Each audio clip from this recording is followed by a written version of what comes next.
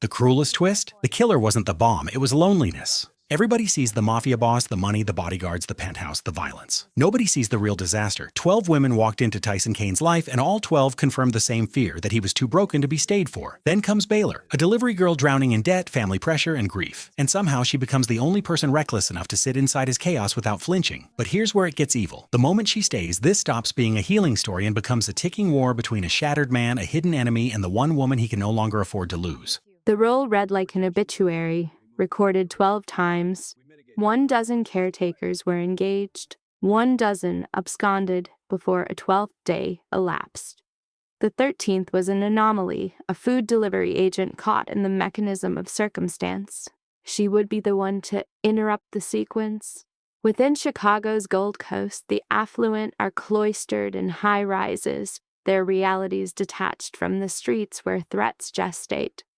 From the 62nd floor, Tyson Kane was the most potent of these concealed dangers. At 36, the chaos he orchestrated was a palpable extension of his being, a man of such immensity that elevators felt like enclosures, his security personnel dwarfed into childlike figures by his shadow. His hands had brokered alliances outside legal sanction, and his jawline was a study in controlled fury, seemingly sculpted by a volatile creator who left the work unfinished. A laceration bisected his left brow, evidence of a car bomb that malfunctioned 8 months before. His nose, broken twice, documented another chapter in his violent chronicle. His presence infiltrated a room before he did, an atmospheric pressure that caused servers to err and bartenders to pour his whiskey unbidden. The defining data, however, lay in his eyes. Typically the flat gray of unpolished steel, they could become voids of black during his darkest states. Yet at times they would soften to reveal profound sorrow, implying the world's most damaged psyche was contained in its most dangerous form, a challenge for anyone to observe him closely enough. The detonation had induced a deep psychic fracture. It had not terminated him, but reconfigured him, severing a core component that shifted a precise architect of empire into a subject tormented by the blast's echo, unable to distinguish ally from aggressor, and defenseless against the brutal cognitions that now commanded him. Impulses the prior Tyson would have ruthlessly suppressed. The current Tyson vocalized them. The barrier between his thoughts and his speech was gone. He required an attendant not from weakness, but because his own psyche was an opponent he could neither intimidate, bribe, nor eliminate. Thus, 12 specialists were dispatched. The first endured for 11 days. Fleeing after a 3 a.m. phone call prompted him to hurl the device at the wall beside her head. The fourth persisted for 5 days, until he confined her in a closet for 3 hours for relocating a file on his desk. The 10th lasted only 3 days. She fled after he observed her, unblinking, for 15 continuous minutes before asking with chilling neutrality if she knew how to dispose of a human body. A business matter, he had claimed. She did not stay for clarification. The 12th was their final attempt. For 5 days, he maintained a facade of civility and a moderated tone. On day 6, the construct shattered. He decimated the kitchen, convinced she was attempting to poison him. Following her departure, he remained amidst the ruin until dawn, knuckles abraded, gaze vacant, arriving at a singular, stark insight. The women were not the variable causing the failure. He was the pathology. 12 caretakers were 12 distinct confirmations of this diagnosis. He was too compromised, too unstable, too extreme. Then, on a Tuesday, a delivery agent appeared with a thermal bag, her hands showing burn scars, and the narrative's trajectory shifted. This was the point of convergence where a destructive path meets an unexpected catalyst. It started that Tuesday evening with a malfunctioning e-bike outside Chicago's most opulent residence, and with a woman, Baylor Finch, who entered a darkened penthouse, discovered a lethal man bleeding on the floor, and, rather than retreat, performed the one action 12 professionals had failed to do. She simply remained. Baylor Finch was 27, yet she bore a weariness that felt primordial, a fatigue stemming not from exertion but from sustaining an immense pressure for so long her spirit had lost its buoyancy. She navigated Chicago on a clumsy e-bike for 3 shifts daily. Downtown corporate clients in the morning, magnificent mile towers in the afternoon, and Gold Coast penthouses at night, where $300 meals were often ordered and then discarded. A culinary school graduate from Pilsen, her ambition for her own establishment disintegrated when her mother was diagnosed with stage 3 cancer. Thereafter, every dollar Baylor secured was consumed by the void of medical expenses. Her mother had been deceased for 2 years, yet the obligation remained. $47,000 of debt suspended over her. Baylor existed beneath it, in a 350-square-foot unit where her kitchen was 4 paces from her bed, its only window facing a brick facade. Between deliveries, she catered events, a gathering for 15, a luncheon for 20, amassing just enough for an extra remittance for Pearl. Pearl Finch, 19 and a college freshman, walked with a minor limp, a result of a difficult birth their mother had always viewed as her own failing. Pearl required a corrective surgery that year, and her tone on the phone was always artificially cheerful, a strained effort to avoid imagining her sister on the streets at 10 p.m., hands scarred and frame rigid with fatigue. For 3 consecutive months, twice each day, Baylor delivered meals to Kane's penthouse, but never made visual contact. Her reality was a circuit of security guards, elevator operators, and the parade of 12 caretakers. Their faces were all different, but they shared the same hollowed-out expression as they received the food, the look of someone anticipating imminent collapse. They disclosed information to her, offloading their stress. When individuals exist under such duress, the impulse to confess becomes overwhelming, and the delivery courier served as a mobile confessional, present to witness, but gone before the repercussions. The third one reported he made her prepare his eggs 4 times. The 7th claimed he monitored her phone conversations via the building's surveillance. The 9th described one peaceful evening, which he then sabotaged by questioning why she was not afraid, interpreting her composure as evidence of a conspiracy against him. Baylor processed all of it with detached endurance. She had 2 shifts remaining and no capacity for the theatrics of the wealthy. However, she perceived a data point that all 12 had overlooked, an indicator apparent only to one who has kept vigil as a loved one ceases to eat. The food trays were consistently returned with the contents largely undisturbed. This was not an occasional occurrence, but a constant over 3 entire months. Baylor understood its meaning. She had observed it during her mother's final weeks. Her mother had not been rejecting nutrition. She had been rejecting the bleak ritual of a meal tray of an empty seat opposite her. Individuals in such profound pain do not simply refuse food. They refuse the acute isolation of eating alone, a silent acknowledgement that they are fading and no one is present to observe. Observing those untouched trays night after night, Baylor understood. The subject on the 62nd floor was not merely refusing to eat. He was actively disappearing, and no one remained long enough to witness it. She was unaware then that she would be the observer, not on that Tuesday. She ripped a strip of cloth from a towel, wrapped it around his hand, and secured it with the practiced efficiency of one who has dressed numerous minor wounds. And Tyson Kane sat on the floor of his wrecked kitchen, allowing a total stranger to bind the injury he had inflicted upon himself. It was not a deliberate decision, but a scenario so far beyond his established protocols that his reflexive defense mechanisms did not activate. He observed her, but not as he had the 12 before, not with the predatory, diagnostic gaze that scanned for deceit. He watched her as a subject might witness an impossibility, like seeing rain for the first time, without a term to describe the water descending from the sky.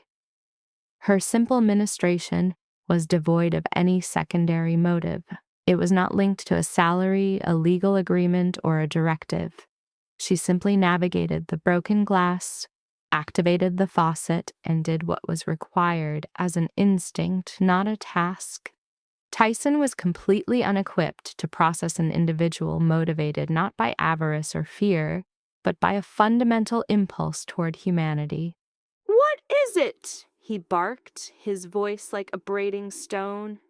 The query was not an imitation, but a defense from a man who perceived only threats to his assets or his life. "I am the courier for the meals you decline," Baylor countered, her focus on the makeshift dressing, watchful for any sign of blood. "And how do you know I decline them?" "For 90 days, the containers come back with the same weight they have upon arrival. You're monitoring it." "It's unnecessary," Baylor stated, her gaze finally meeting his. "The mass is its own report." A profound silence enveloped Tyson, not the violent vacuum preceding a storm that sent staff scattering. This was the stillness of a man struck by a simple observation that had bypassed all his defenses. It impacted the last part of him that could still register sensation. For 3 months, she was an unseen presence at his door, yet she had observed his deterioration incrementally. She understood he was approaching a terminal point. It was a perception that exceeded her professional function, an echo of a previous time of removing untouched trays from her own mother's room. Rejected food is rarely about its flavor. It signifies a psyche receding into darkness. Their eyes met, and in the fractured space where conscious and unconscious states merged, a single, lucid question emerged from the noise. "Are you here to be my 13th intervention?" The connection between his thought and his ability to speak it had disintegrated 8 months ago. The query emerged, an unfiltered impulse from a fractured psyche, a notable escalation in his erratic behavior. Baylor held his gaze before it dropped to her hand, where cloth met his wrist. A fragment of glass was poised by her fingers, a small, sharp instrument of potential leverage. One does not typically probe a subject holding a weaponized object to a vital point. A micro-expression then altered Tyson Kane's features. Not a smile, for which the required musculature was atrophied, but a clinical precursor, dangerously so. A psychological barrier, sealed for 8 months, showed signs of structural stress. The mechanism had not yielded, but the lock had disengaged. From a peripheral position, Bennett Shaw observed the anomaly. Over 15 years, he had recorded 12 specialists fail to elicit any response from his employer's catatonic facade. The female subject rose, removed the glass shard, and discarded it. Her parting statement was a directive. "My role is not custodial, but sustenance is required. This is suboptimal, but superior to the void in your refrigerator. Ergo, any provision constitutes an improvement." With that, she departed. Tyson remained on the cold floor, his hand bandaged. For the first time in 4 months, he unsealed the container. He consumed the contents. The meal was insipid and cold. This was irrelevant. He ate. Bennett remained silent, a verbal response being superfluous. He committed the name to memory, Baylor Finch. The following morning, Bennett Shaw initiated contact. Baylor terminated his proposal preemptively. No, she stated, her tone devoid of affect, the decision finalized hours prior. A decision reached at 3 a.m. remained unchanged at 7. My function is delivery, not rehabilitating pathological cases. Bennett's composure was absolute. He presented a figure 8 times her income, a sum designed to overwhelm individuals of her socioeconomic status. Baylor conceded a brief physiological response before her cognitive functions resumed control. The answer is negative. She disconnected and proceeded with her routine, classifying the event as an aberration. The next day was uneventful. She assessed the matter as concluded, assuming subjects of his profile have numerous alternatives. This assessment was profoundly inaccurate. On day 3, she returned to find an envelope. A note indicated its delivery by courier. It contained a dossier, a comprehensive accounting of her mother's medical liabilities. Each invoice, each charge, every dollar extracted over 2 years was documented, the total starkly rendered $47,000. It was a quantitative representation of an inescapable burden. Included was Bennett Shaw's card bearing 4 lines of script. Mr. Kane will resolve this without condition or obligation. Your only requirement is to attempt engagement. 2 weeks. Baylor collapsed, fixated on the sum, her primary emotional response being relief, not anger, a telling indicator. A nascent hope emerged, an escape vector presented after 2 years of duress. She rejected the sensation, aware that transactions with Tyson Kane's organization are never without cost. Acceptance meant entering a high-risk environment. Such entities do not clear ledgers out of benevolence. They forge psychological bonds far stronger than financial ones. Herein lies the true debt. However, a sibling's surgery was imminent.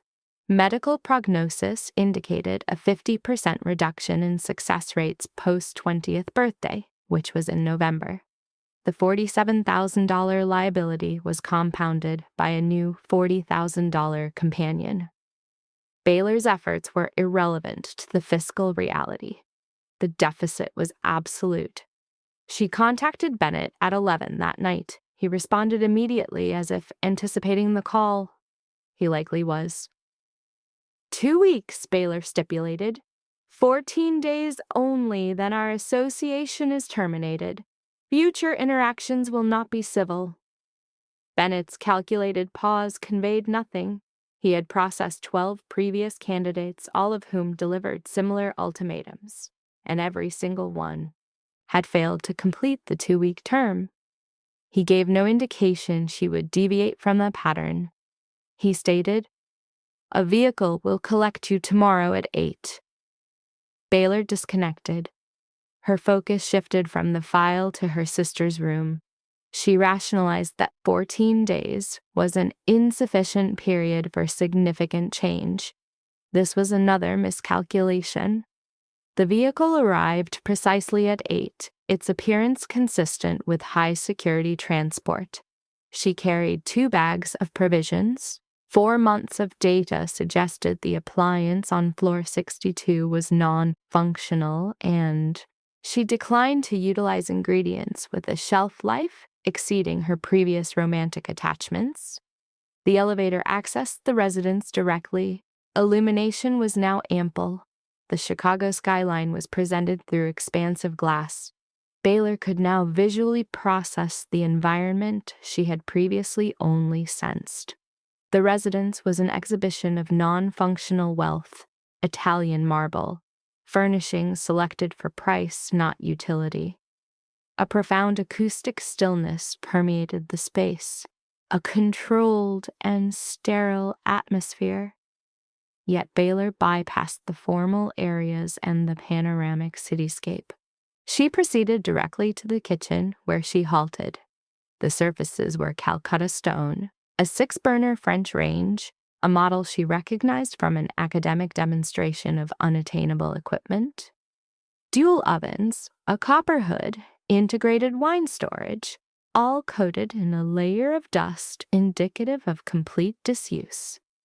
Baylor placed a hand on the counter, her touch akin to a musician with an instrument they intuitively comprehend but could never acquire. She opened the oven. Inside were 3 manila folders and adhesive tape. The refrigerator contained a 2-week-old takeout container, evidence of neglect. Tyson stood in the doorway, a static observer, his gaze focused and vigilant. His posture was not aggressive, merely hyper-aware. "What is the function of this room?" she asked quietly, examining the refrigerator's contents. It was included with the property. She faced him, her eyes moving from him to the repurposed oven. "So you employ a concert-grade instrument for clerical storage." His reply was nonverbal, a slight elevation of a scarred eyebrow. This was sufficient authorization for Baylor. She commenced her protocol without seeking further consent or offering justification. She unpacked provisions procured in Pilsen at 6 o'clock that morning and began to reestablish function in the disused space. A blue corona of flame ignited on the range, a symbolic act of appropriation. The atmosphere was methodically altered with aromatics. First butter and onions, then garlic and thyme, a sequence of olfactory stimuli introduced with deliberate care. The scent, one of methodical preparation, permeated the sterile environment for the first time in 8 months, hinting at a potential shift from containment to habitation.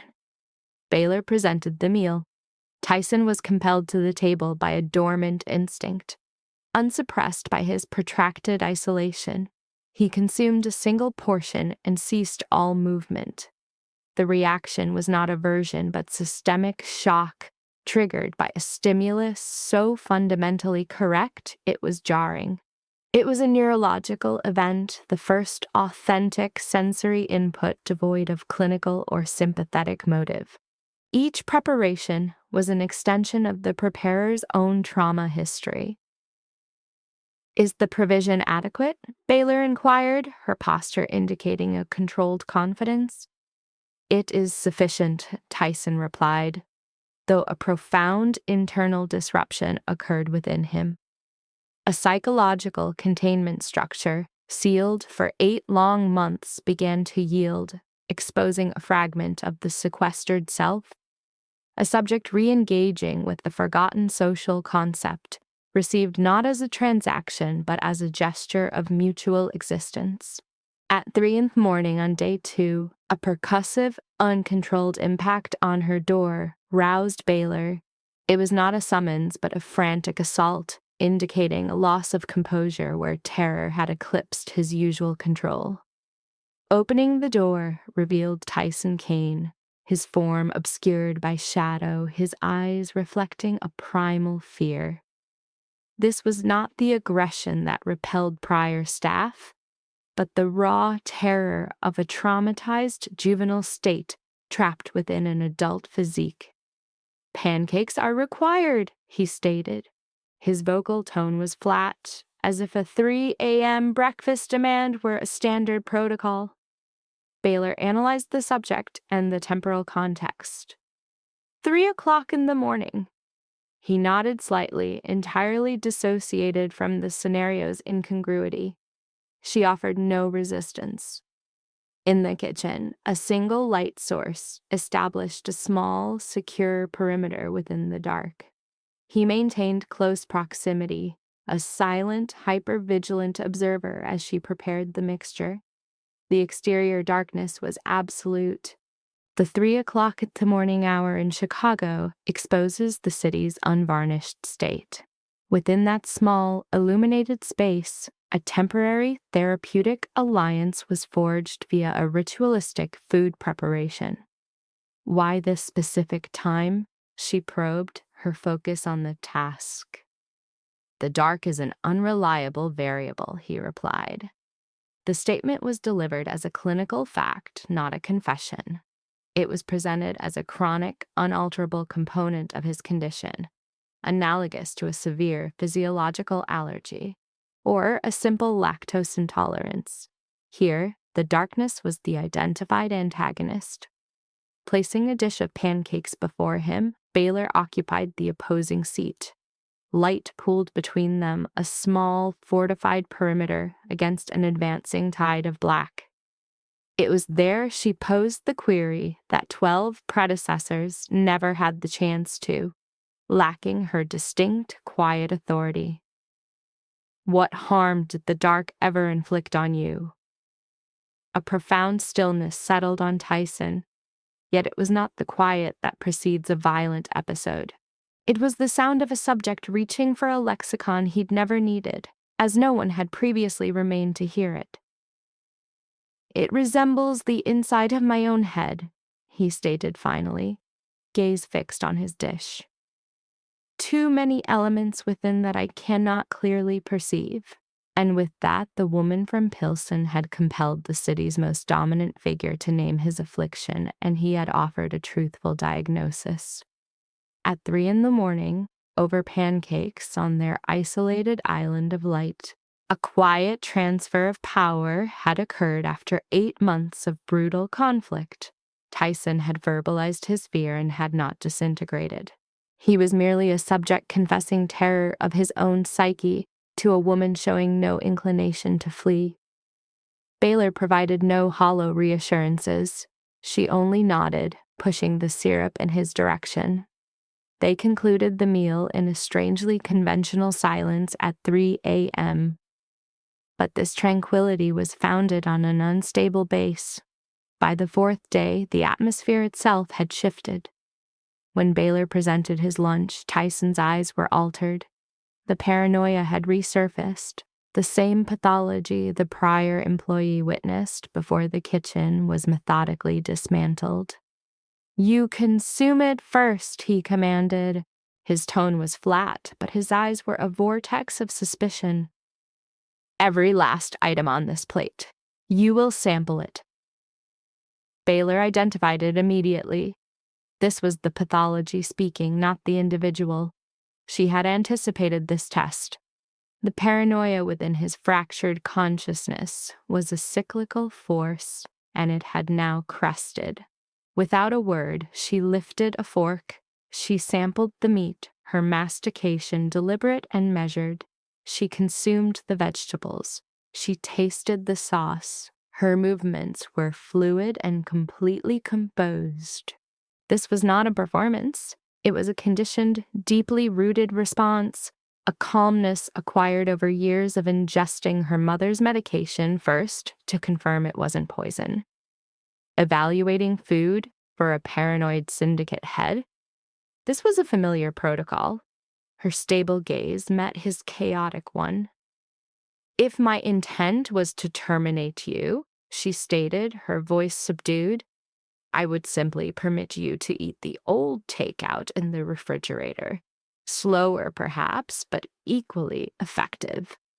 And in the resulting quiet, the improbable occurred. Tyson Kane laughed, not a smirk, but a visceral, deep laugh originating from his core. It was a sound exhumed from a long-suppressed place, like a corroded engine seizing violently into function. The noise was abrasive, unpracticed, but utterly authentic. Further down the corridor, Bennett froze. In 15 years, he had scarcely ever heard his employer laugh, and never with such raw, unguarded affect. It was the sound of a man rediscovering a forgotten component of his own psyche. By day 6, Baylor's assessment was clear. That laugh was not a cure. It was a momentary clearing, and a break in the storm does not signify the end of the hurricane. She was preparing dinner in the kitchen when a percussive, violent impact resounded from his office. This was no accident. It was the distinct sound of an object hurled against a wall by a man weighing over 100 kilograms, a subject who had just experienced a total loss of impulse control. The vocalizations followed immediately. Tyson was submerged in delusions of being observed, of hidden recording devices, of every word being documented for use against him.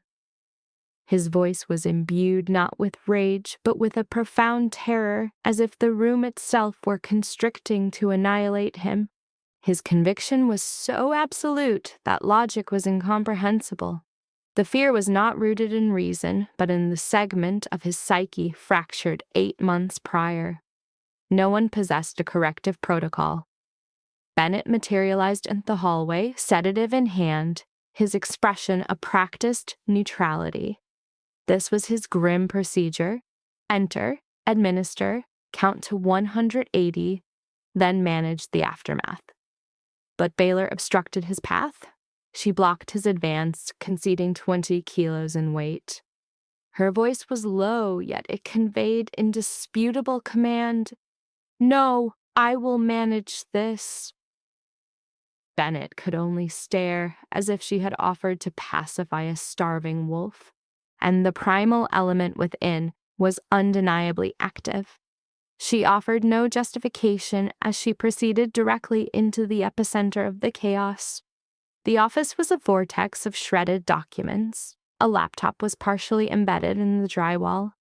A bookcase tilted, poised to collapse, and at its center stood Tyson, his back to her, every muscle taut like a winch, his respiration a ragged, tearing noise. She remained silent. She simply lowered herself to the flush 2 meters distant and rested her back against the wall. She became utterly motionless. Tyson pivoted, his gaze burning, perceiving an alternate reality. He did not process her or the office. He perceived only hostiles concealed in the shadows. She showed no reaction. 1 minute elapsed, then a second. 3 minutes of suffocated quiet, punctuated only by his labored breathing and the sound of a clock that had improbably survived the wreckage. Then Baylor began to speak, her voice a low, constant hum, the type of vocalization used to calm a febrile child, where the sound itself provides comfort, not the semantics. A signal of non-abandonment. She spoke of her mother, not the functional woman, but the woman in her terminal phase when medication no longer mitigated the pain and the only remaining response was to scream. It was a vocalization that transcends language, a raw, primal sound of pure agony. The noise a body makes when its suffering is too immense to articulate. And Baylor, first at age 15, then at 25, had only sat with her, night after night, entirely powerless. There were no more solutions, no more medicine to dispense, no incantation to stop the pain. Her sole function was to be present, so her mother knew that when she screamed, the sounds did not vanish into an empty space. Sometimes individuals don't require a solution, she said, her voice even, her gaze on the floor to afford him privacy. Sometimes they just need someone with the fortitude to remain with them in the storm. Tyson did not move. The internal tempest abated, not abruptly, but in controlled waves, breath by breath, a structure deconstructed from its foundation. He stayed upright, though the psychic demolition was total. The screaming had ceased. He stood immobile in the wreckage of his office, listening to the woman on the floor recount a history of her mother. For the first time in 8 months, a psychotic episode resolved without sedation, subdued by a voice familiar with this type of darkness that did not retreat.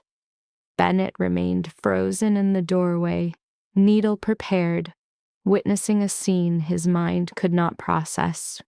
Then, on day 8, at 4 a.m, Baylor awoke. Not to a sound, but to an instinct, a hypervigilance honed by years at her mother's bedside, where any subtle shift functioned as a silent alarm. Opening the door revealed Tyson's form. He was not knocking, nor intending to. He was simply a stationary presence in the hall. The predatory aspect was gone. In its place was a man submerged in the profound isolation of 4 a.m. His eyes were hollows. No sign of psychosis, only an extreme fatigue. "What is it?" Her voice was a sleep-roughened whisper, devoid of irritation, conditioned for crises that had no regard for her own rest. "I needed to confirm you were real," he said, the confession stark and brittle. "I am still present," she verified. "Good." He pivoted without further comment and withdrew down the hallway. Baylor observed from her door as the shadows enveloped him, the phantom ruler of Chicago, confirming at 4 a.m. that his sole remaining psychological anchor was not a hallucination. Then the analysis crystallized.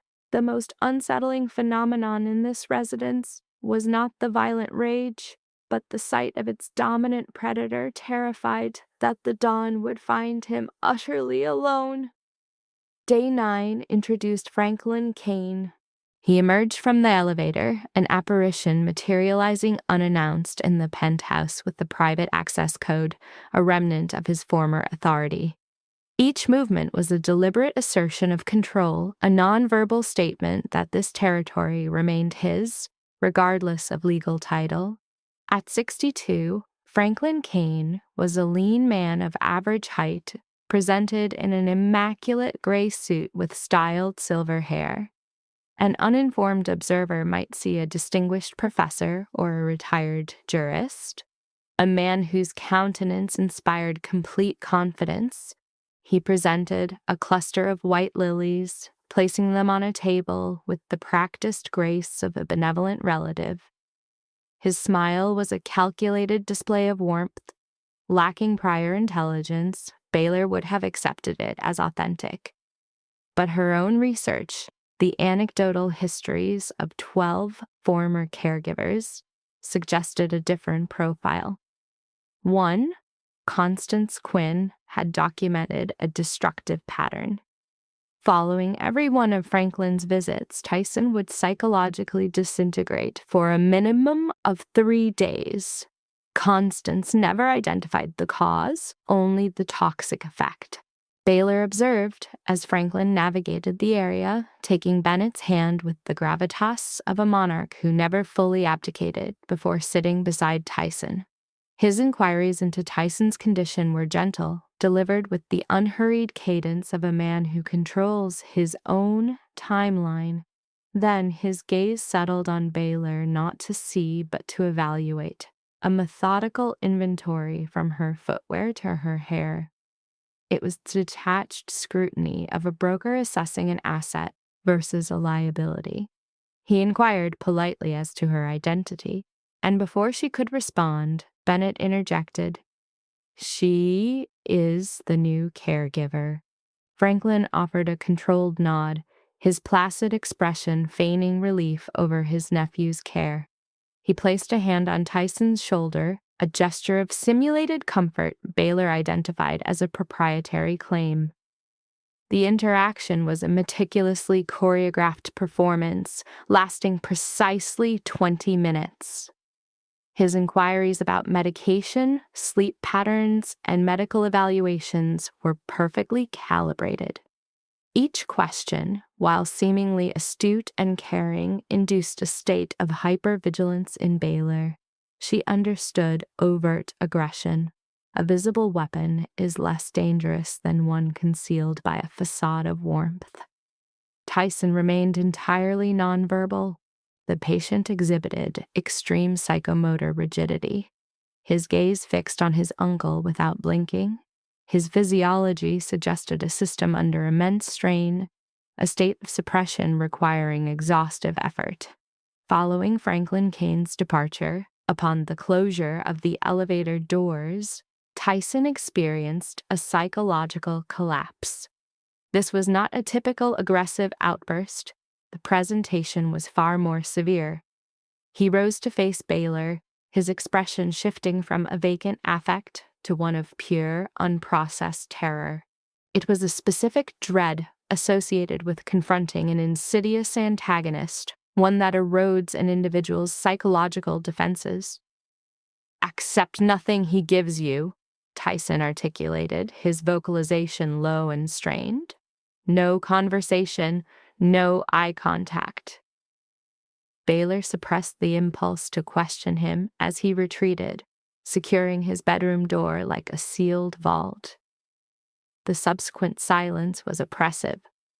Bennett escorted her to the balcony, a space devoid of surveillance, where the wind on the 62nd floor was the sole observer. Bennett then provided the case history of the conflict. Tyson's father, Frank's brother, perished when Tyson was 26. For 10 years, Frank maintained leadership until a council mandate transferred power to his nephew. 8 months prior, Tyson's vehicle detonated on Lake Shore Drive, officially attributed to mechanical failure. Bennett's private investigation implicated a service garage covertly owned by Frank. While insufficient for a formal ruling, it confirmed his suspicions. Frank's methodology had pivoted to psychological warfare. A direct assault was no longer required. His objective was to fabricate a narrative of Tyson's mental decline, creating a pretext for his removal by the council. Frank could then resume control, re-establishing his dominion. Bennett's gaze met Baylor's, revealing a trace of genuine concern. "You are the unanticipated variable," Bennett stated. "Tyson is stabilizing. He cannot permit that outcome." From the balcony 62 floors high, Baylor assimilated the new paradigm. Her function was not merely therapeutic care for a traumatized individual. She was now central to a covert conflict she neither chose nor fully comprehended, one from which retreat was impossible without severe consequence. In this system, information was an indelible liability, and Baylor Finch was now compromised. A fortnight elapsed in dense quietude. The impending deadline remained a taboo subject, as acknowledging it would demand a commitment far greater than her initial agreement of 2 weeks. That's it. The penthouse environment began to shift, its sterile void gradually being replaced by signs of habitation. The kitchen became a functioning space of creation. The 6-burner stove, once coated in dust, now produced the aroma of prepared food. On the 62nd floor balcony, Baylor cultivated a small herb garden, basil, thyme, and rosemary in terracotta containers, disregarding the situational irony. Tyson began consuming food, though each meal presented a conflict. He would either confront the plate as an antagonist or, in moments of paranoid regression, require her to sample it first. Yet, he ate. It was a clinical benchmark none of the preceding 12 caregivers had attained. At night, he permitted her to maintain a vigil in the living area as he attempted sleep. Not in his room, but outside his door, where she read by a lone lamp. The awareness of a proximate, conscious individual appeared to mitigate his internal turmoil. Sleep occurred, albeit in fragmented cycles. Then, late in the 3rd week, she observed him at the window, surveying the city below. This was not his standard, hypervigilant patrol, but a contemplative posture, rendering him diminished and isolated within his own domain. Chicago appeared below as a luminous network, a matrix of power he formerly commanded. From the 62nd floor, he was a spectral observer, not a ruler. Baylor recognized the profile of an individual witnessing a world continuing in his absence. 12 of them departed, he stated, his back turned, his tone devoid of affect. It was not a complaint, but a factual accounting of his isolation. I kept a tally. Baylor joined him at the window, her gaze following the same illuminated urban grid, articulating that his previous caretakers had fled, due to his instability, dangerousness, or the demands of his case, was both accurate and therapeutically useless. She eschewed superficial diagnoses for a more profound intervention. "My role is not that of a custodian," she stated, her voice steady despite a subtle tremor. "I am present because this is a unique environment where the scale of my own trauma is not a social impediment." The statement registered. Tyson turned from the window. Her focus remained on the cavernous room, an empty expanse where one man had been isolated for 8 months. "The dimensions here are sufficient." Her tone lowered, as if in self-disclosure, "for the cumulative trauma we both bear." This single phrase encapsulated $47,000 in medical debt, maternal loss, a sibling's required surgery, 3 jobs a day, and a deferred life ambition. The entirety of this history was communicated through the term broken things. Tyson processed it completely. His psychological state, a product of trauma, induced a form of hyperempathy, allowing him to perceive unspoken emotional data. "You will remain," he stated with the same declarative finality as his initial 4 a.m. appearance. This was not an inquiry, but a conclusion settling into place. "Your kitchen is a biohazard," Baylor retorted with a slight smile. "And your nutritional intake constitutes a crime. Abandoning the case now would be professional negligence." Then the event occurred. Tyson Kane laughed. It was not the strained, abrasive sound from day 4, but a genuine, cathartic laugh originating from a deeply repressed psychological space. One untouched since before the explosion, back when he was just a boy in Frank Kane's house. The sound echoed in the penthouse for the first time, filling a void that seemed to absorb it. Baylor observed, processing the sound of a syndicate leader laughing at a domestic insult as the most authentic human expression she had witnessed. Its significance was not aesthetic, but its 100% authenticity, an anomaly on the 62nd floor. The call from Pearl arrived on a Thursday, her voice exhibiting pure euphoria. For a moment, Baylor experienced a dissociative sense of normalcy, as if hearing a routine update from her sister. "Sis, I secured an internship," Pearl announced. "A firm discovered me on the university career portal. They believe I am an ideal candidate for their program, and it includes a full scholarship. It won't cost anything." Baylor requested the name of the firm. Upon Pearl's reply, Baylor experienced a cognitive schism. This was not a dramatic distortion of perception, but an abrupt system failure, a mental freeze followed by a catastrophic data influx. The name was a recognized variable. She recalled it from a document in Tyson's office on day 6 while organizing files.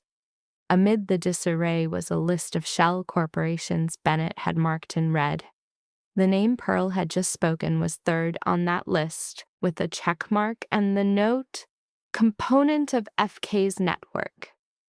Frank Kane was targeting her sister. Her call concluded with an icy command. "Sign nothing. Remain stationary. I will manage the situation." The directive was a rigid barrier against Pearl's rising anxiety, yet Baylor's hand trembled so violently she dropped her phone. She located Tyson on the living room sofa, his gaze directed inward, a dissociative state that had become his baseline. As she approached, his focus shifted to her, revealing an entirely new, effective display for the first time in 3 weeks. It was not the typical presentation of fear or stress. It was pure rage, a targeted, lucid fury, far more lethal than his prior disorganized states because this rage had an objective. "Your pathology has now encroached upon my sister's life," she stated, her tone sharp. "I managed the 3 a.m. dissociative episodes. I managed the environmental destruction. I served as your poison control.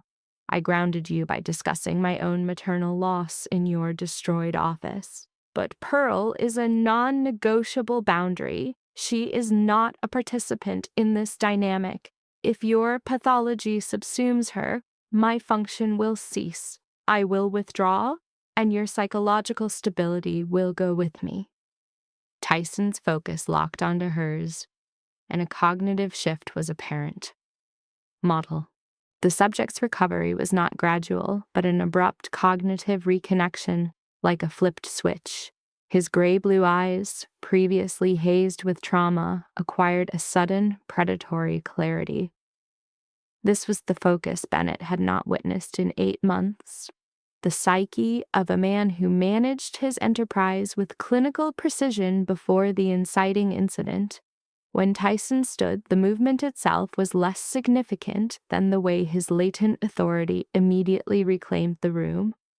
This was not a function of his physical size, but the unmistakable projection of psychological dominance, the stillness of a predator, confident in its power.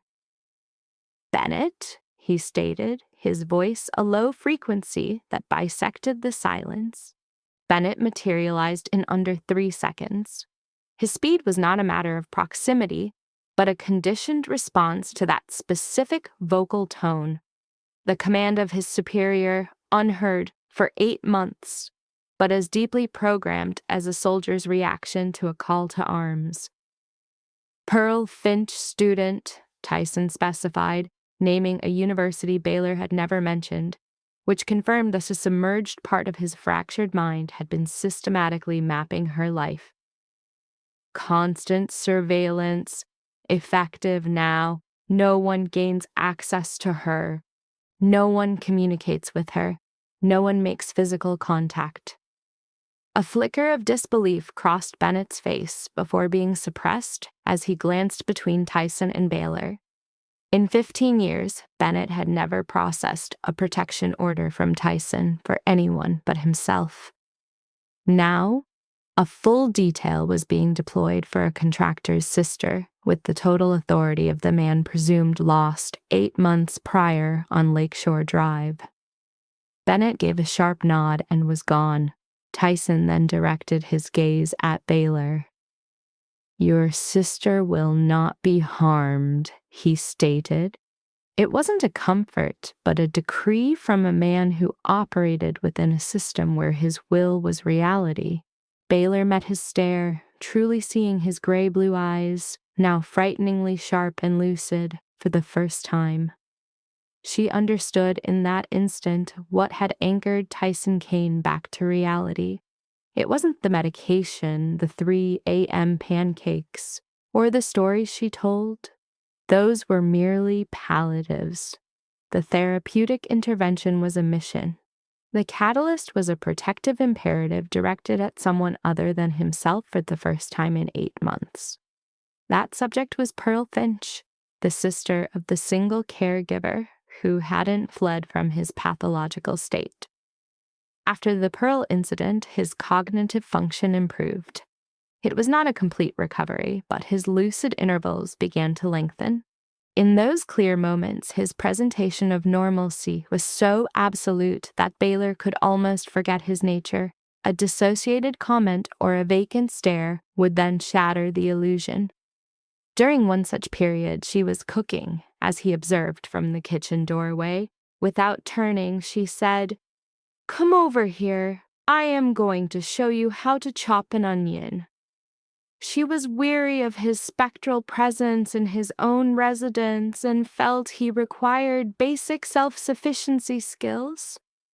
Tyson entered the kitchen. He accepted the knife, and from his grip alone, before the blade touched the onion, she recognized a severe incongruity.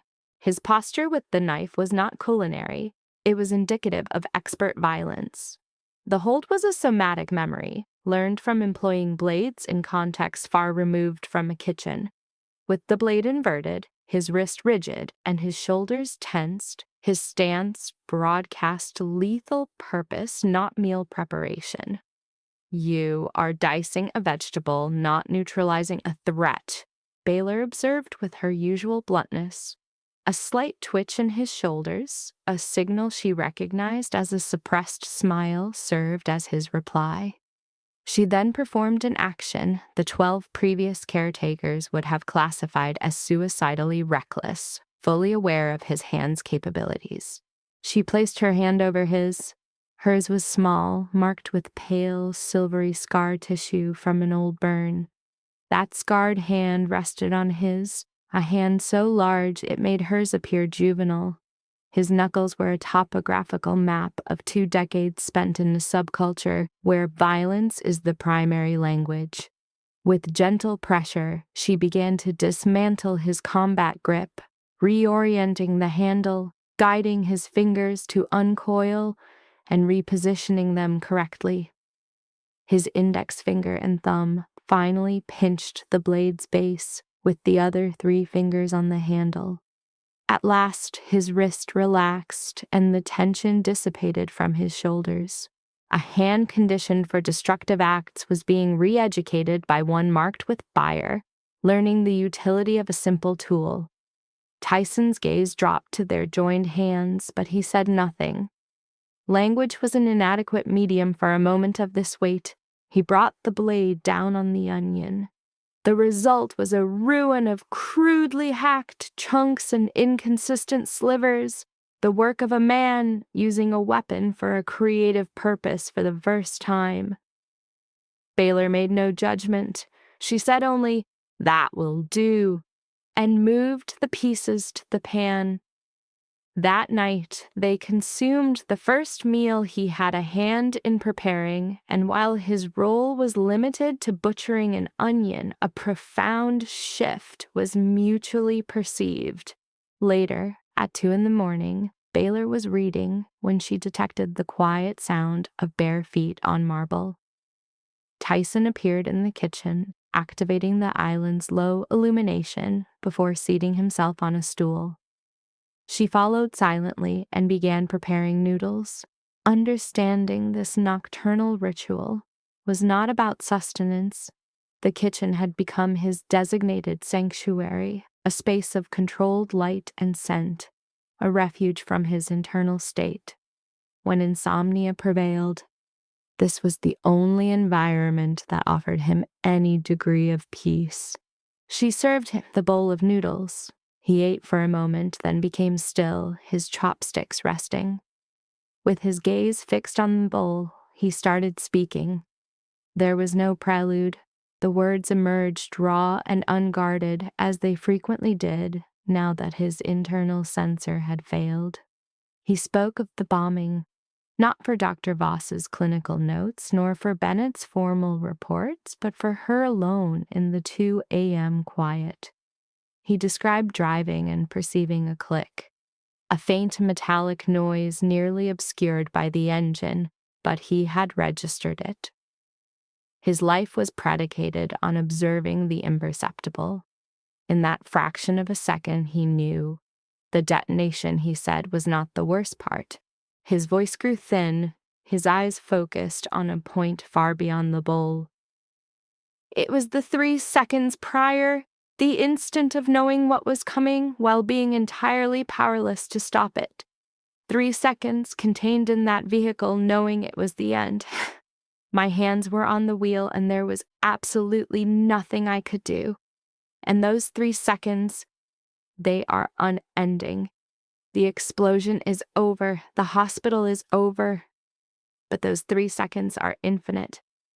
Every night I close my eyes and I am back in that car. I hear the click, I know, and I am helpless again. Baylor just observed him, the most feared man in Chicago, exposing the fragments of his psyche to a food courier at 2 a.m, and she knew he did not need empty platitudes about strength or false promises of a future that might not arrive. Words were an inefficient mode of communication for them. He required only a single individual who could witness his psychological void without recoiling. She reached out, her hand covering his. It was not a cinematic moment.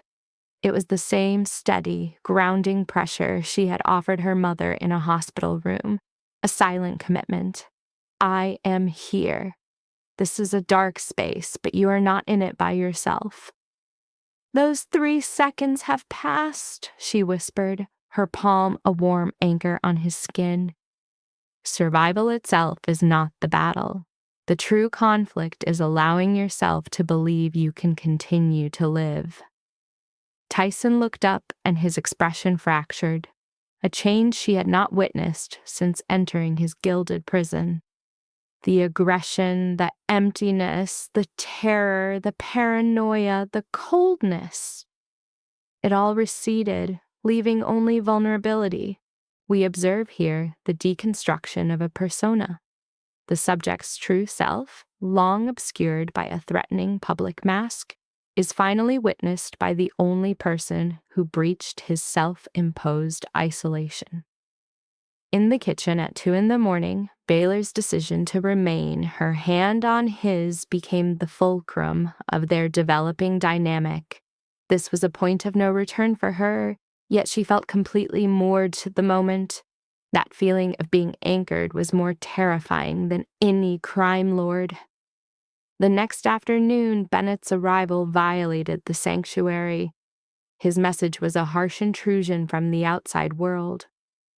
Frank has convened a council for tomorrow. He is preparing a coup, using the defection of the 12 caretakers as his casus belli. Frank had weaponized Dr. Voss's clinical assessments of Tyson's trauma, augmenting them with staff testimony of his erratic pathology. This curated portfolio of psychological decline presented a singular diagnosis. The subject was irreparably compromised, a liability to the system. The optimal replacement was presented as the traditionalist Franklin Kane. Tyson's presence is mandatory, Bennett stated. He must project his former self, contained, resolute. Any indication of fragility constitutes capitulation. Frank will then seize his entire infrastructure, validated by the dossier he has so carefully assembled. Baylor's query cut through the strategy. What was Tyson's empirical condition? A profound, weighty silence enveloped the space. Bennett's eventual diagnosis was a grim profile of systemic collapse. We are on day 3, 0 sleep. The tremors and paranoia are escalating. This morning, he engaged in self-mutilation, convinced of subcutaneous infestation. Voss recommends sedation, but a sedated leader is functionally deposed. His gaze fixed upon her, the expression of a clinician proposing a radical, unproven treatment. The gamble was a young woman in a flour-dusted apron in a penthouse kitchen on the 62nd floor. With that unspoken clinical request suspended in the air, he departed. Baylor stood alone, her focus on a trembling basil plant, her cognition detached from the labyrinthine power dynamics of a foreign subculture. Her thoughts instead regressed to her mother, to prolonged nights where pain made sleep a clinical impossibility.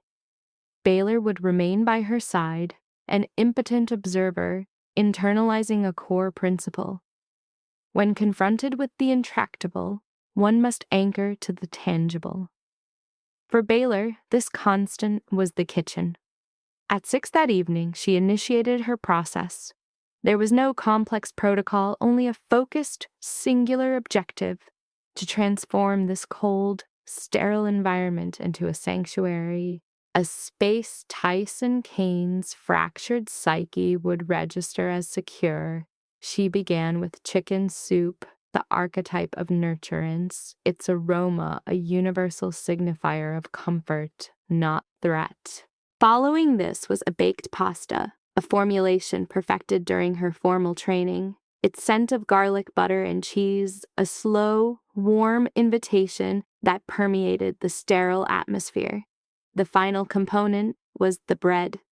She manipulated the dough by hand on the cool marble, a fine particulate cloud rising before she placed it in the oven. The aroma of baking bread was the last to occupy the apartment, a scent so primal to the human psyche as to be incapable of malice, unreadable as a threat to any traumatized mind. The fragrance of fresh bread is the chemical signature of home, and home is the ultimate symbol of sanctuary. This was the only viable therapy for Tyson Kane, and so she worked through the night. These olfactory signals migrated down the corridor, a silent, aromatic infiltration breaching Tyson's door, invading a space that for 8 months had contained only the scent of antiseptic and disposable containers. At 11 p.m., Baylor registered the sound of his bare feet on the floor. Tyson stood in the doorway, a case study in psychological erosion. 3 sleepless days had etched deep depressions beneath his eyes. His fists were clenched with such force that a subtle tremor was visible. But he was present. He had vacated his self-imposed confinement, drawn out by an airborne promise, a foundational instinct that no explosive trauma could fully extinguish. Baylor offered no superficial platitudes about sleep or the future. Facades of hope his hypervigilance would immediately identify as falsehoods. She simply placed a plate before him, chicken soup, pasta, and a thick portion of warm bread coated in butter. Her offering came with a 6-word therapeutic contract. Eat, sleep, I will guard the door. Tyson's focus shifted from her to the plate and back. And then he consumed the entire meal. For the first time, he did not require her to test it for contaminants. Even his fragmented psyche understood that the individual who had filled his habitat with the aroma of safety was not the agent who would administer his death. He retreats to his room, and Baylor assumes her post. She positions a chair at his door, commencing a silent vigil under the corridor's low light. She was an immobile guardian, a sentinel reenacting her duty from her mother's medical ward, from the floor of his devastated office, and every night from his living room, a barrier against the darkness. And against all clinical probability, Tyson slept.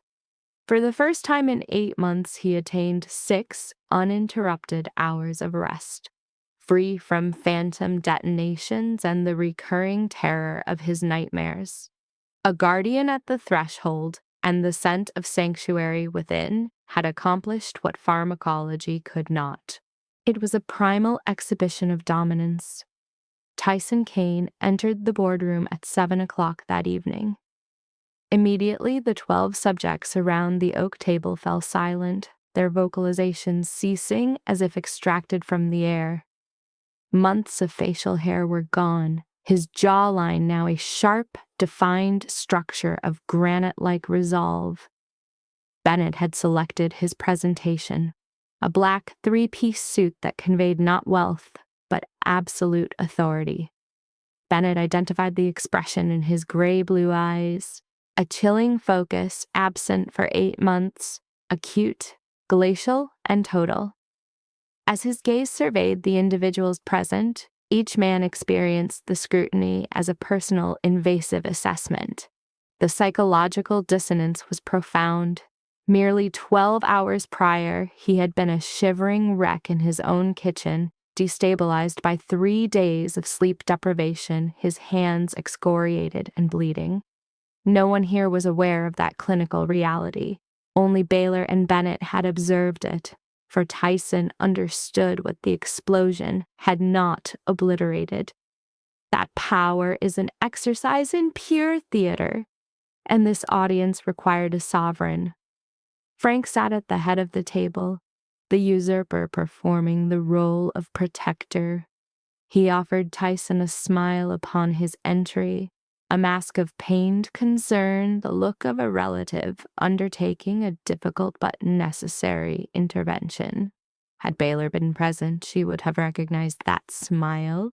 He had worn it while delivering white lilies to the penthouse. It was the same flawless mask. Frank began to speak, his tone modulated and filled with a rehearsed grief.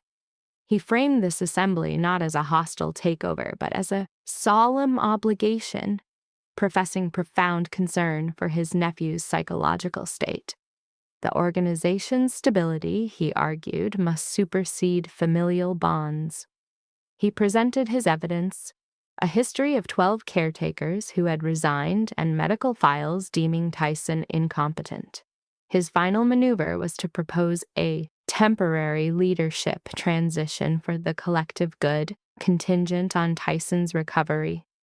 The 4-minute performance was the masterclass in manipulation. A dense silence followed, the kind in which powerful men calculate risk and select their allegiance. Tyson did not react. He remained back in his chair, hands flat on the table, projecting an aura of undisturbed tranquility. When he spoke, his voice was free of the fractured rage from his office or the manic energy from the night his previous caretaker fled. His vocal delivery was level and precise, a scalpel dissecting the tense atmosphere. "My Uncle Frank is concerned about my health," he began, turning the word concerned into a weaponized insinuation. "And for that, I am profoundly grateful. But before this council renders a decision, I have a single question for you all. Just one." His gaze, a shard of polar ice, moved across each face until it fixated on Frank. "Which of you can inform me why the vehicle I occupied, the one intended to be my coffin, had its last service inspection at a facility covertly owned by my Uncle Frank?" The silence in the room did not just deepen. It collapsed into a vacuum. The air felt charged. For 3 full seconds, 12 powerful men ceased to respire. Had Baylor been monitoring, she might have registered those 3 seconds as an eternity. The same 3 seconds Tyson processed the pre-detonation signal just before his world ignited. For an interval of 3 seconds, however, Frank's internal state was his own. His social mask remained intact. The smile was unwavering, his posture was a study in practiced control. An individual with 62 years of conditioning does not collapse from a single query.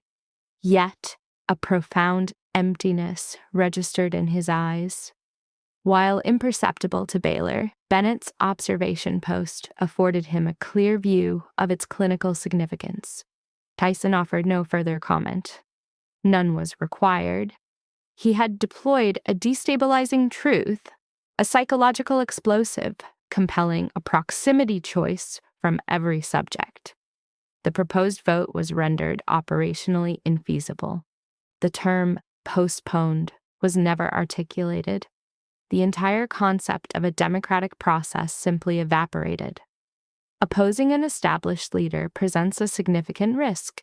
Challenging one who has just linked a rival to a murder attempt is a fatal miscalculation. No individual present desired a legacy defined by a terminal allegiance error. Frank's departure followed Tyson's, his posture rigid, his facial expression flawless. His exit, however, was the sole relevant outcome. 4 subterranean levels below, within Bennett's black SUV, Baylor Finch exhibited a somatic stress response, compressing her limbs until her knuckles were ischemic. On the dashboard, Bennett's phone streamed the entire proceeding. She had processed Frank's slick, duplicitous oration. She had perceived the oppressive silence that ensued. She had heard Tyson's question delivered in a toneless, lethal cadence she had only known through second-hand accounts. This was his persona before the traumatic event. There, in the sterile chill of the garage, she grasped the true etiology of the fear he inspired. She heard the 3 seconds of silence that mirrored his near-death experience and the subsequent dissolution of the meeting's agenda. Only then did she release a breath she had not been conscious of holding. She relaxed her hands, observing half-moon-shaped impressions where her nails had pressed into her skin. A cold cognition crystallized. She had been emotionally invested in a crime boss prevailing in an internal conflict. It was no longer about the $47,000. It was about the subject.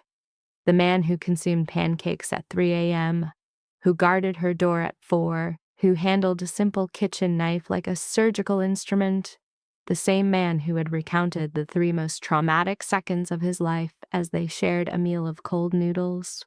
This internal realization presented a far greater psychic threat than any external strategy Frank Kane could devise.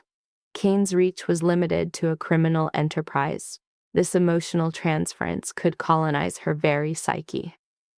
Frank Kane initiated retaliatory action 3 days later, exhibiting a classic inability to process defeat.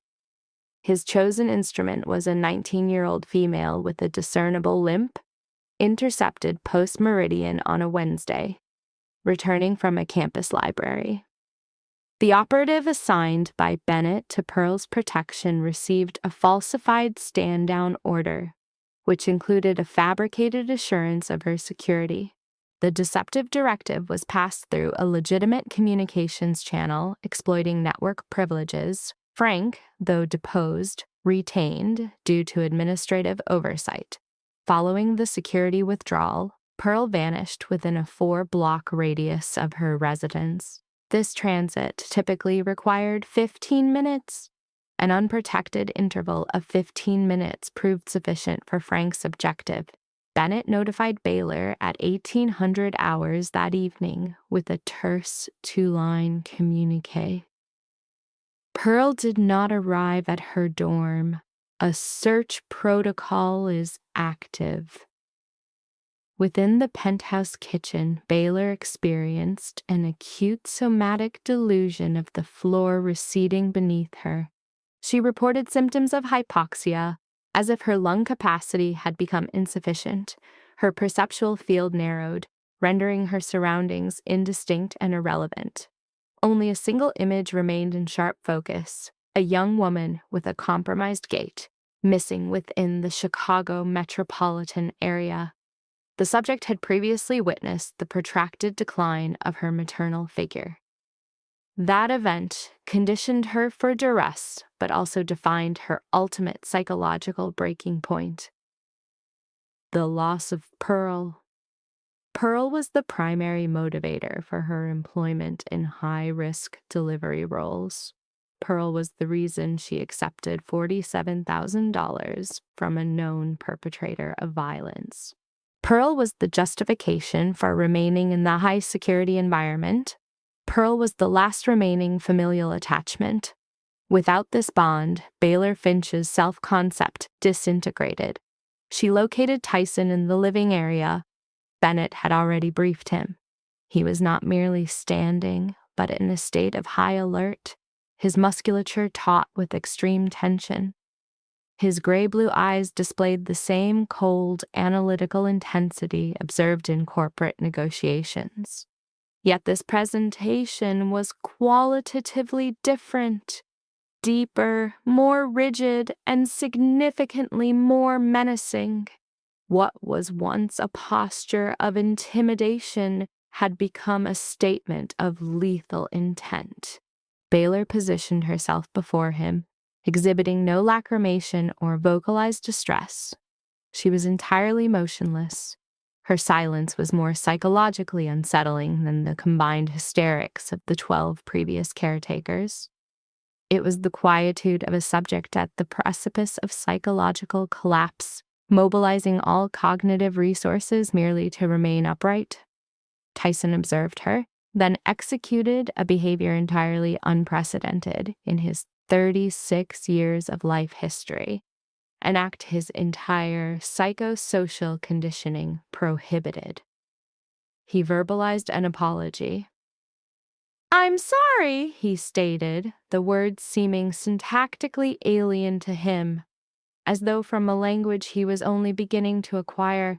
Accountability was a skill his development had never required.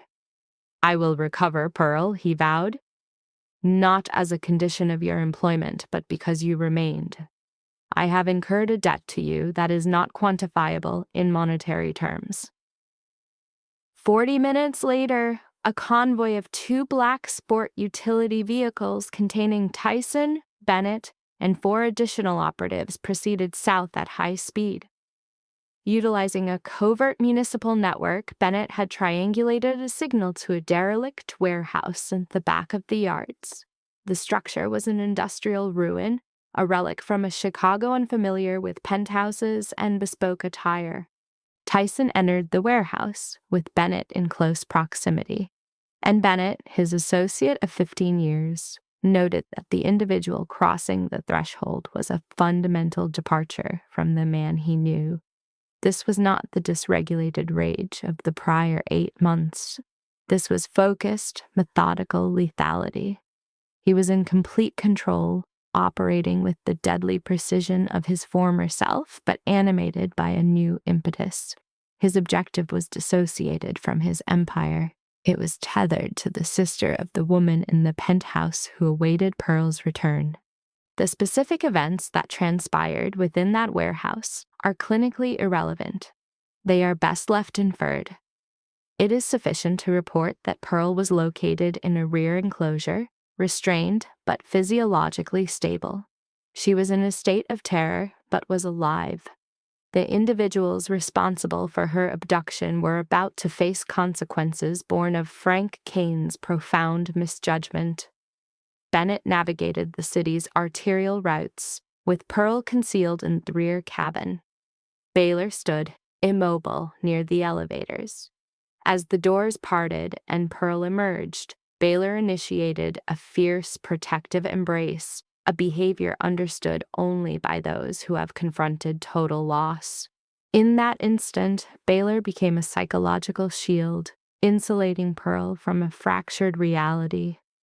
Pearl began to sob cathartically, but Baylor's eyes remained dry, a state of anhedonic affect she traced back to her mother's death 2 years prior. She simply maintained the embrace. 3 meters away, Tyson was paralyzed, his hands bearing the blood of others. He felt a compulsion to approach, but his motor functions were inhibited. His hands confirmed his assessment. His pathology had no place in their moment of reunion. This was a sacrosanct interaction between sisters, and he was an external, monstrous observer. Thus he maintained his distance, near enough to witness but too far to contaminate. Over Pearl's shoulder, Baylor's gaze met his. Her brown eyes seemed to penetrate his psychological defenses. The 62nd floor lobby was silent, the air thick with the smell of blood and stale bread. Her stare conveyed a complex, nonverbal message, and some fractured part of his psyche comprehended it. Bennett would later provide the most chilling analysis possible. I have served you for 15 years. Tonight was the first time I felt true fear of you, not because you lost control, but because you were in absolute, terrifying command. The following morning, Tyson confronted Frank in his office. There was no entourage, no tactical support. It was a private matter of the Kane lineage. Frank was seated, dressed in a gray suit, exhibiting an unnerving placidity, his most effective psychological weapon. Tyson, however, remained standing, compelling Frank to look upward. In their hierarchical world, the individual with the lower sight line has already conceded. He placed a file on the desk. It contained the leverage, service records, 8 months of Bennett's reports, and logs proving the false security directive originated from one of Frank's shell corporations. Tyson's voice was unnervingly steady, infused with a cold threat. 2 outcomes. You permanently exit Chicago, or this file reaches an agent at the Federal Bureau of Investigation on Monday. The evidence was insufficient for a legal conviction, but it was more than adequate to ignite a crisis that would incinerate the Kane organization. a tactic Frank himself had used on a competitor 30 years ago. Our shared blood affords you the option of leaving voluntarily rather than being removed. Frank's gaze shifted between the dossier and Tyson. For a brief moment, the 62-year-old's composure failed. He was merely a man confronting an unsolvable problem. Frank chose exile. No final words were exchanged, only a slight inclination of his head, a monarch's acknowledgement of checkmate. Tyson turned and departed, and the two Kane men would never occupy the same room again. That evening, a new type of silence settled over the penthouse. Pearl was secure with a new detail assigned to her. This was not the isolation of the time before Baylor, nor the menacing quiet of Frank's threat. This was the stillness that follows a cessation of conflict. It was the kind of quiet that feels liminal, where the environment is damaged but structurally sound. Baylor's response to this resolution was to wash the dishes. Regardless of the psychological war that had just concluded, the domestic task remained. Baylor Finch was a subject who managed major traumas by imposing order on minor details. Tyson entered the kitchen. She had learned to recognize his gait, now heavier and more cautious around her, as if each step were a calculated risk. He paused behind her, his familiar silence occupying the space. She had come to interpret it as an inquisitive quiet from a man for whom verbal expression was a challenge. "You stayed," he stated finally. "I said I would," she replied, her hands submerged in water. "Why?" "The truth." Baylor closed the faucet, dried her hands, and turned to face him. Tyson Kane stood in his own kitchen, a space where 4 weeks prior she had discovered tax documents inside the oven. But tonight it felt like a safe domestic setting. His gray-blue eyes posed the question his silence had been asking all along.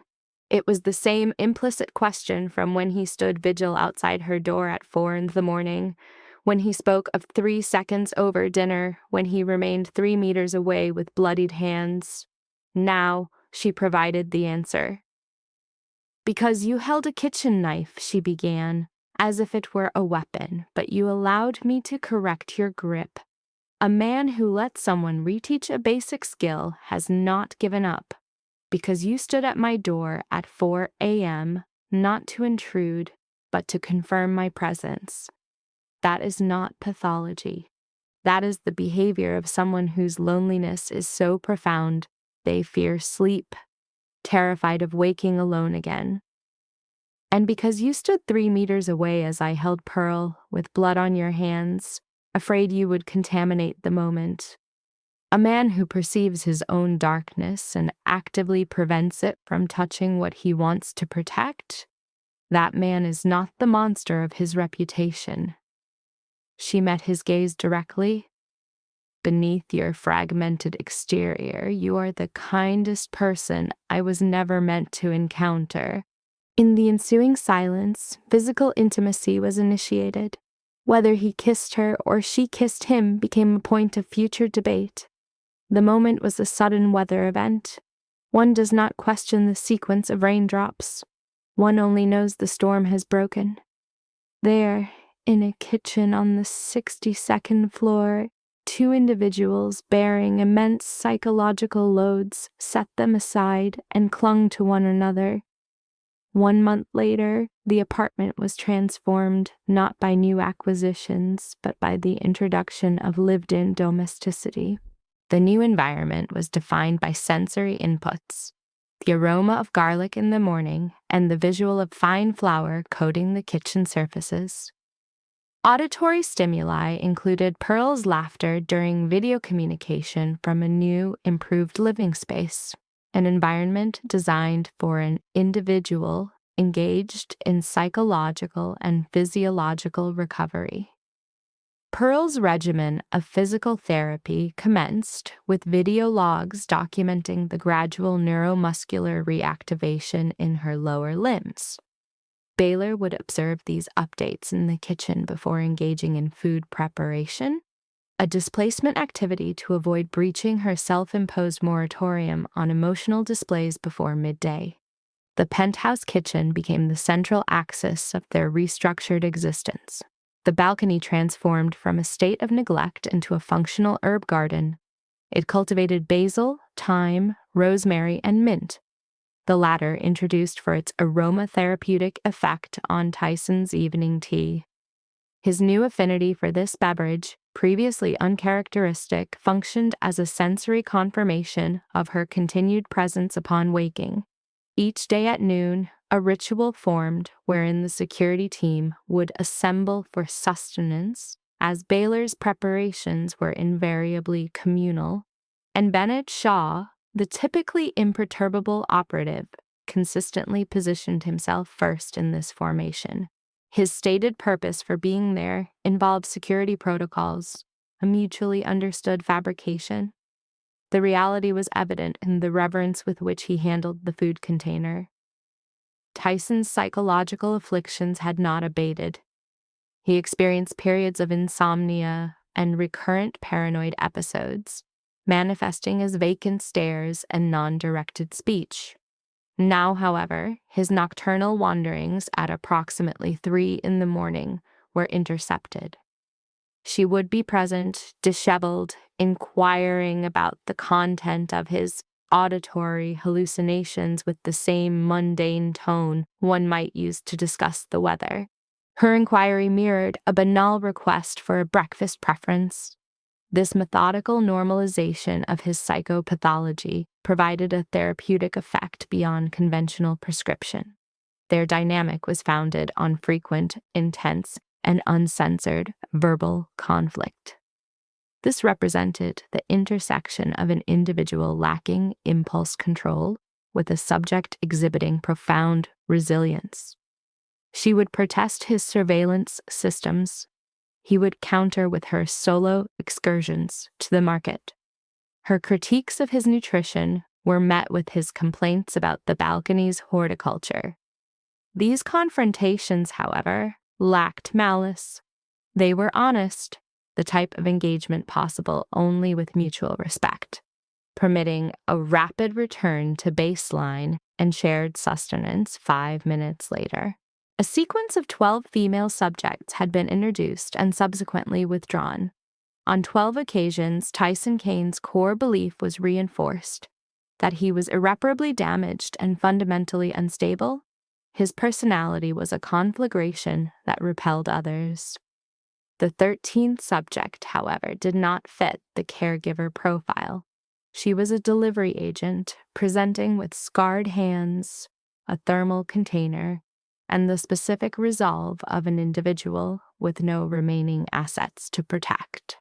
She was not seeking a volatile environment. Her personal history was a sustained chronicle of trauma, illness, and bereavement.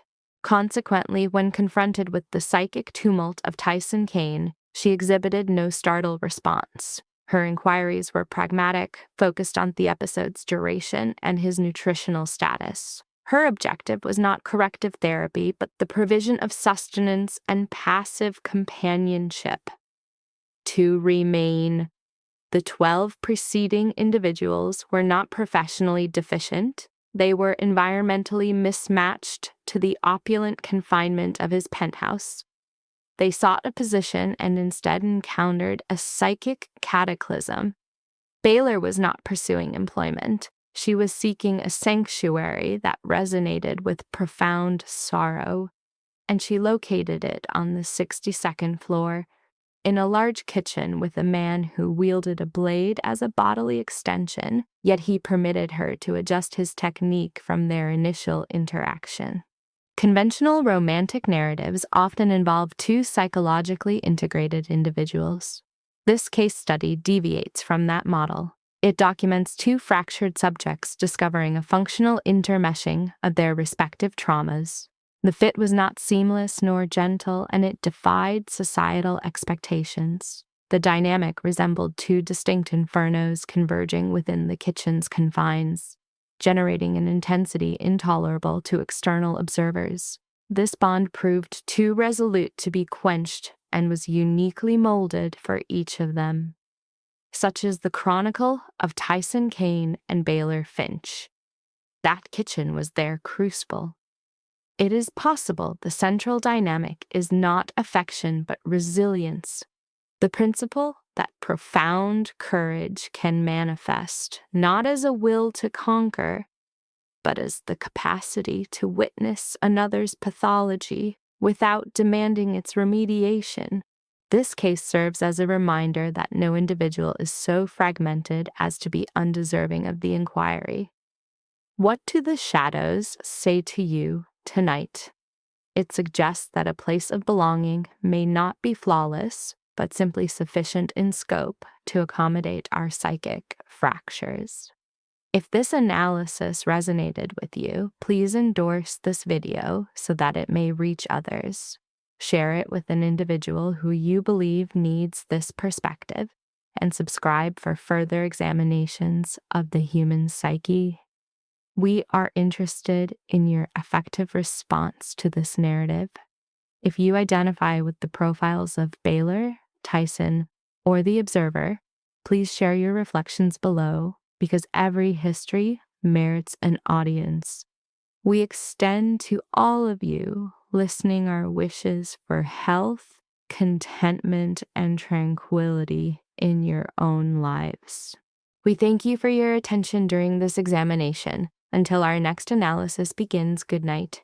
Life lesson: the tragedy of life is not only betrayal, it is realizing that the people who save us are often the ones we never meant to need. Let us pause here because this is the part that really hurts. Everybody thinks the most painful thing in Tyson's life is the bomb. The betrayal, the uncle, the empire, all that mafia-level chaos. Wrong. The most painful thing is simpler and way more human. The man who could control a city could not control the fear of being left alone in the dark. That is brutal. And Baylor? She walks in thinking she is there for survival money, for debt, for her sister, for 2 weeks at most. But fate does what fate always does in stories like this. It takes two people who think they are managing damage and makes them stand face to face with their own emptiness. He thinks he needs a caretaker. She thinks she needs a paycheck. The truth? He needs a witness. She needs a place where her exhaustion is not invisible. That is the emotional knife twist. Because life is rarely ruined by villains alone. Sometimes it is ruined by loneliness, by carrying too much for too long, by becoming the strong one until nobody notices that the strong one is collapsing. Tyson is crushed by power. Baylor is crushed by responsibility. Different worlds, same wound. That is why they recognize each other before they fully understand each other. And here comes the lesson. Not every person who enters a life is meant to fix it, but some people arrive and make survival feel less like punishment. That matters more than grand romance, more than speeches, more than dramatic promises. When Tyson checks at 4 a.m. just to know Baylor is still there, the whole story exposes its real heart. He is not asking for help. He is asking whether hope has left yet. And when Baylor stays, she is not being naive. She is choosing connection in a world built on retreat. That is costly. That is risky. That is real. So yes, everybody in this story loses something. Tyson loses the illusion that power can protect him from emotional ruin. Baylor loses the illusion that she can stay detached from the people she saves, but both of them gain the one thing broken lives are always starving for: someone who understands that love is not always bright. Sometimes love is just the person who hears the storm in another soul and says, fine, then I'll sit here until it passes.